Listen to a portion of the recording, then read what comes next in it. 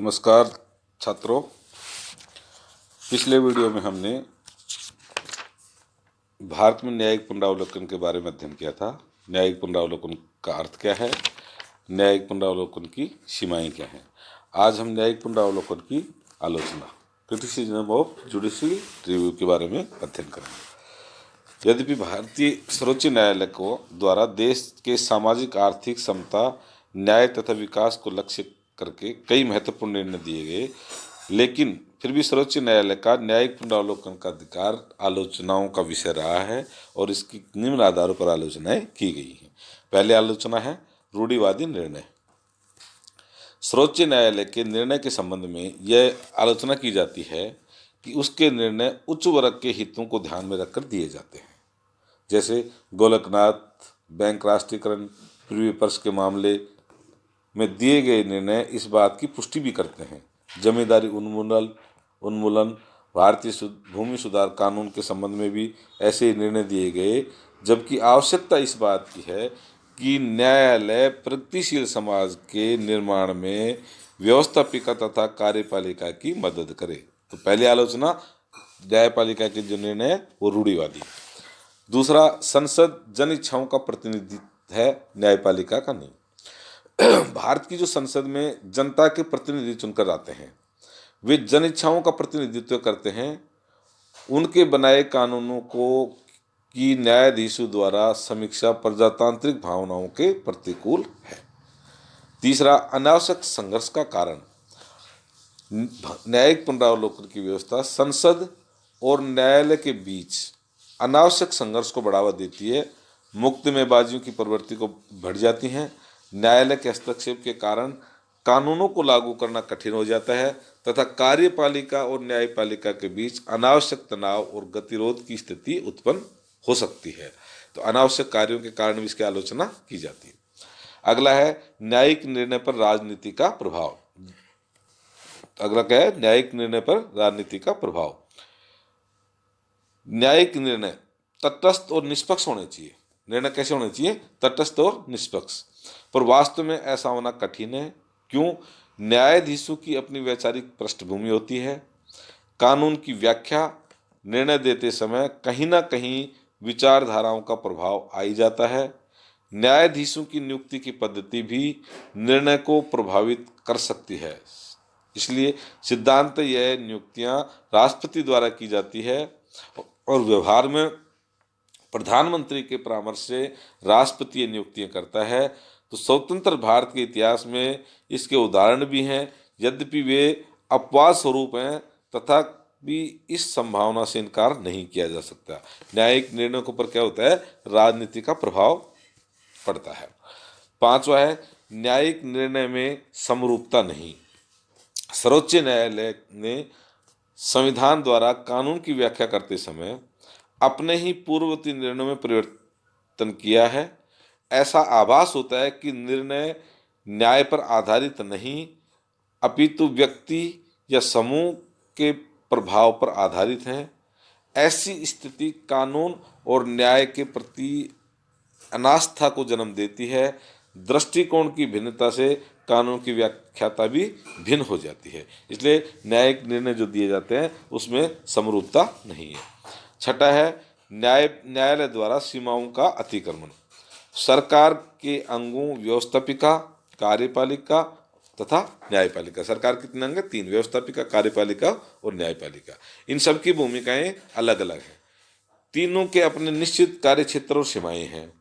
एक कार्यक्षेत्र में दूसरे का हस्तक्षेप न केवल अनावश्यक है अपितु अवांछनीय भी है। तो न्यायिक निर्णय में कभी कभी अपने अधिकार क्षेत्र का अतिक्रमण किया है।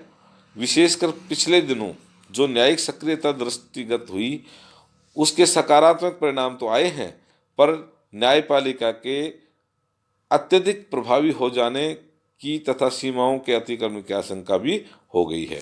तो ये थी न्यायिक पुनरावलोकन की आलोचनाएं। अब अपना अगला टॉपिक है न्यायिक सक्रियता क्या है। न्यायिक सक्रियता, जुडिशियल एक्टिविज्म। अब न्यायिक सक्रियता का अर्थ क्या है? न्यायिक सक्रियता का आशय है संविधान, कानून और अपने दायित्व के प्रसंग में कानूनी व्याख्या से आगे बढ़कर सामाजिक आर्थिक परिस्थितियों और सामाजिक आर्थिक न्याय की आवश्यकता को दृष्टि में रखते हुए संविधान और कानून की रचना, व्याख्या करते हुए जनसाधारण के हितों की रक्षा के लिए निरंतर प्रयत्नशील रहता है। न्यायिक सक्रियता का मतलब यह है कि भी सामाजिक और आर्थिक परिस्थिति और सामाजिक और आर्थिक न्याय की आवश्यकता को ध्यान में रखते हुए संविधान और कानून की रचनात्मक व्याख्या और जनसाधारण के हितों की रक्षा के लिए निरंतर प्रयत्नशील रहना ही न्यायिक सक्रियता कहलाती है। इसके अंतर्गत यह बात सम्मिलित है कि जन सामान्य के हित की दृष्टि से आवश्यक होने पर शासन को निर्देश देना और शासन की स्वेच्छाचारिता पर रोक लगाना न्यायपालिका का दायित्व है। तो न्यायिक सक्रियता क्या है? सामाजिक आर्थिक परिस्थितियां, सामाजिक आर्थिक न्याय की आवश्यकता को दृष्टि में रखते हुए जनसाधारण के हितों की रक्षा करना और स्वेच्छाचारिता पर रोक लगाना न्यायपालिका का दायित्व हो जाता है। न्यायिक सक्रियता के विविध रूप और मान्यताएं क्या है? पहला, जनहितकारी अभियोगों को मान्यता। पहला क्या है? जनहितकारी अभियोगों को मान्यता। परंपरागत धारणा ये रही है कि न्यायालय से न्याय पाने का हक उसी व्यक्ति को है जिसके मूल अधिकारों का अतिक्रमण होता है, किंतु न्यायिक सक्रियता के अंतर्गत सर्वोच्च न्यायालय ने आंगल विधि के उपयुक्त नियम को परिवर्तित करते हुए ये व्यवस्था की कि कोई व्यक्ति किसी ऐसे समूह या वर्ग की ओर से मुकदमा लड़ सकता है जिसको उसके कानूनी या संवैधानिक अधिकारों से वंचित कर दिया गया हो।